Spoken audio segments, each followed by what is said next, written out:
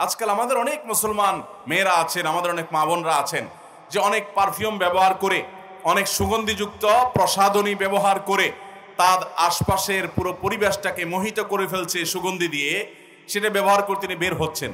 এই সুগন্ধি যতজনের নাকে যাচ্ছে তারা ফিতনায় পতিত হচ্ছে, তারা কল্পনার জেনায় লিপ্ত হচ্ছে, তারা গুনাহগার হচ্ছে, সমাজ অস্থিতিশীল হচ্ছে, ফাসাদের দিকে যাচ্ছে। এরকম অনেক মা বোন আমাদের আছেন না নাই? এই সমস্ত মা বোনদের অনেকে আছেন নামাজও পড়তে যান, এভাবে সুগন্ধি ব্যবহার করে তিনি বাজারে গেলে অন্যান্য কাজ করলে তার পরিণাম কি হবে সেটা তো পরের কথা।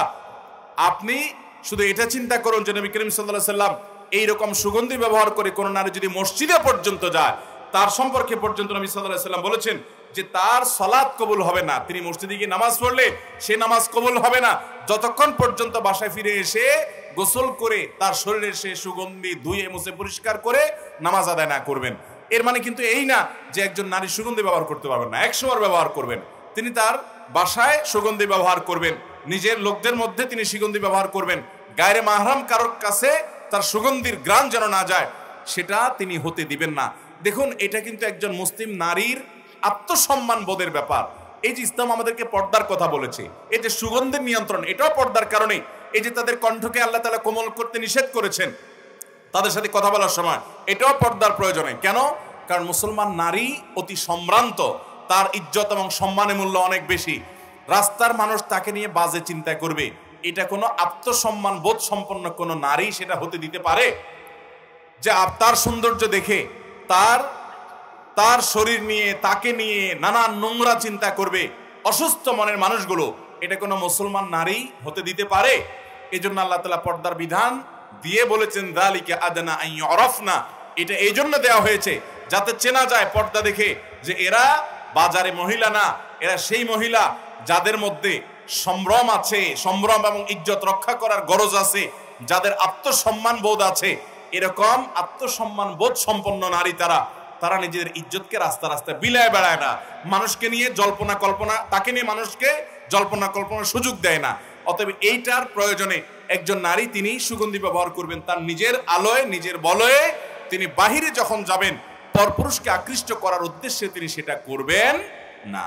হালকা পাতলা যদি থাকে যার ফলে অন্য পুরুষের নাক পর্যন্ত না যায় বা আশপাশটা মোহিত হয়ে যাওয়ার মতো না হয়, তাহলে সেটুকু জায়েজ হতে পারে। যাই হোক, তাহলে 10 নম্বর হলো সেই নারী যেই নারী মসজিদে নামাজ পড়তে গেছে অথচ এইভাবে গেছে। দেখেন, নামাজ পড়তে গেলেও যদি বেপর্দা ভাবে যায়, বেশরিয়তি ভাবে যায়, সেটাও কিন্তু আল্লাহর কাছে সওয়াবের কারণ হবে না, সে নামাজ কবুল হবে না।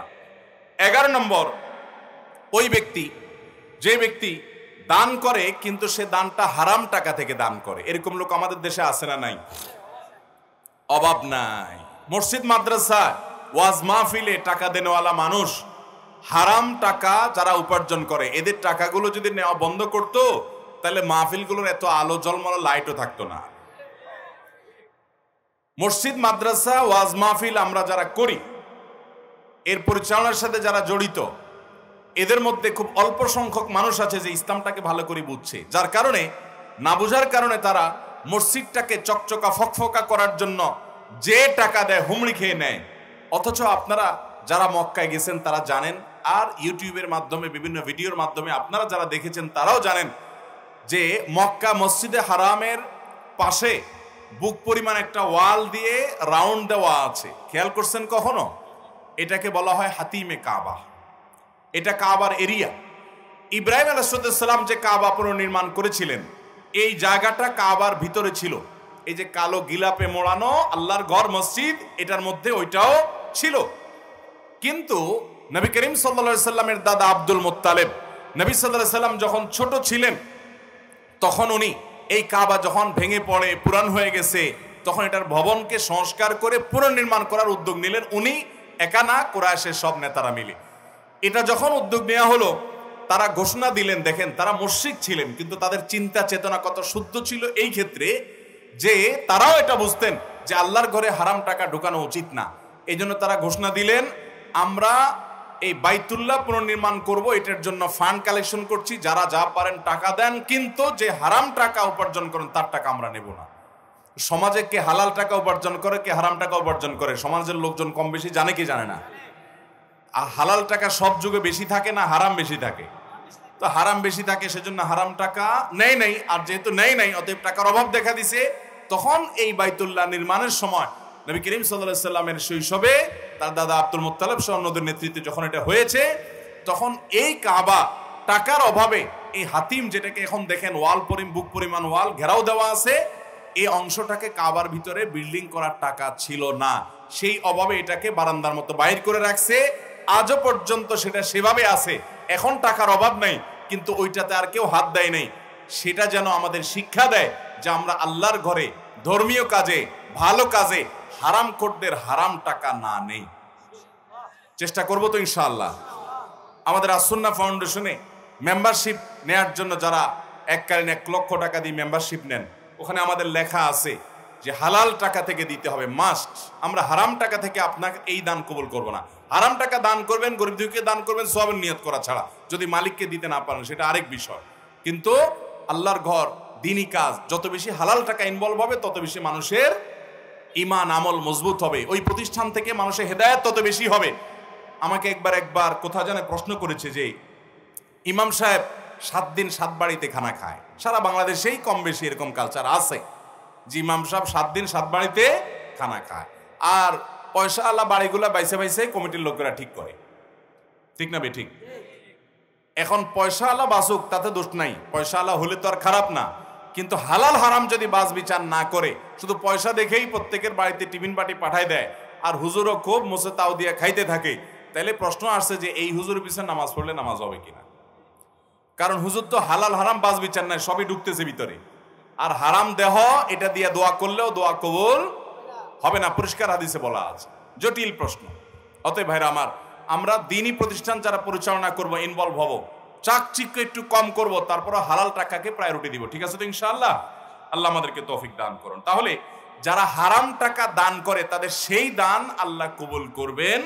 কারণ নবী করিম সাল্লাল্লাহু আলাইহি সাল্লাম বলেছেন, ওয়ালা সাদাকাতা মিন গুলুল, আপনি অবৈধ উপার্জন করেছেন, সেই টাকা দিয়ে যদি দান করেন সে দান কবুল হবে না।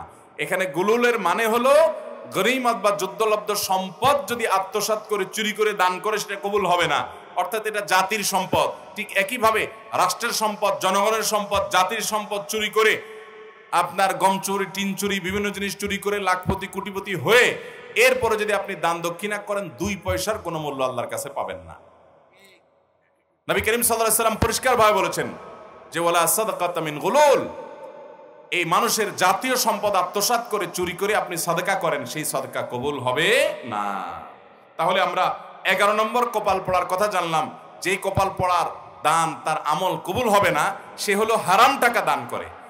আরেক হাদিসে আসছে নবী করিম সাল্লাল্লাহু আলাইহি সাল্লাম বলেছেন, ইন্নাল্লাহা তাইয়্যিবুন লা ইয়াকবালু ইল্লা তাইয়্যিবা, আল্লাহ তাআলা পবিত্র, তিনি পবিত্র ছাড়া, হালাল ছাড়া আর কিছু দান করলে সেটা কবুল করবেন না। তাহলে হাদিস থেকে বোঝা গেল যে হারাম দান সেটা কবুল হবে না। তাহলে যার আমল অর্থাৎ দান কবুল হবে না, অন্য আমল কবুল হতে পারে, সে ব্যক্তি হলো যে হারাম টাকা দান করে। এটা হলো 11 নম্বর। 12 নম্বর হলো ওই মুসল্লি, ওই নামাজি, যে নামাজি ব্যক্তি নামাজ পড়ে পবিত্রতা ঠিক ঠিকানা নাই, পবিত্রতা ঠিক মতো করে না, সুন্দরভাবে করে না। বিশেষ করে শীতের সময় আসলে দেখবেন আমাদের নামাজ জন্য অজু করেন, কিন্তু অজু এত তাড়াহুড়ো করে করেন যে কোনোর এখানে শুকনা থাকে, গোড়ালির ওখানে শুকনা থাকে, আঙ্গুলের চিপায় শুকনা থাকে, কানের লতির এখানে শুকনা থাকে। আসেনি নাই? নবী করিম সাল্লাল্লাহু আলাইহি সাল্লাম বলেছেন, ওয়াইলুল লিল আকাবি মিনান নার, তোমাদের পায়ের গিরা গোড়ালি এগুলোকে জাহান্নামের আগুন থেকে বাঁচাও। তার মানে কি? ভালো করে ডলে ডলে ধুয়ে তারপরে ওযুকে পূর্ণাঙ্গ করো। ওযুর যত নির্দেশ আছে ওলামায়ে কেরাম বলতে পারবেন, ওযু সম্পর্কিত যত নির্দেশ নবী করিম সাল্লাল্লাহু আলাইহি সাল্লামের আছে, তার সবগুলোতে একটা শব্দ আছে, সেটা হলো ইসবাগুল ওযু, আসবিগুল ওযু। তার মানে আকমিলুল ওযু, অর্থাৎ ওযুকে পরিপূর্ণভাবে করো, উত্তম রূপে করো, ভালোভাবে করো। ওযু ভালোভাবে করার মানে এই না যে পানি 1 বালতি খরচ করেন, পানি খরচ করবেন কম, কিন্তু কোনো জায়গায় শুকনা থাকতে পারবে না, ভালো করে ডলে দিতে হবে। তো যদি কেউ ওযু অপূর্ণাঙ্গ রাখে, শুকনা রাখে বা ভালো করে পবিত্রতা অর্জন না করে, ওই ব্যক্তি ওই ওযু নিয়ে নামাজ পড়লে সে নামাজ কবুল হবে না। অন্য আমল কবুল হবে কিন্তু তার নামাজ কবুল হবে না। কারণ নবী করিম সাল্লাল্লাহু আলাইহি ওয়াসাল্লাম বলেছেন যে লা তুকবালু সালাতুন মিন গায়রি তাহুরিন, পবিত্রতা ছাড়া কোনো নামাজ কবুল হবে না। অতএব ফরজ গোসল ঠিকমতো করতে হবে, ওযুটা ঠিকমতো করতে হবে, নাহলে ওই নামাজ কবুল হবে না। তাহলে যার আমল অর্থাৎ নামাজ কবুল হয় না সে হতভাগা মানুষ। তার 12 নম্বর আমরা পাইলাম যে পবিত্রতা অর্জন করা ছাড়া কিংবা অপূর্ণাঙ্গ পবিত্রতা নিয়ে নামাজ পড়ে তার নামাজ কবুল হবে না।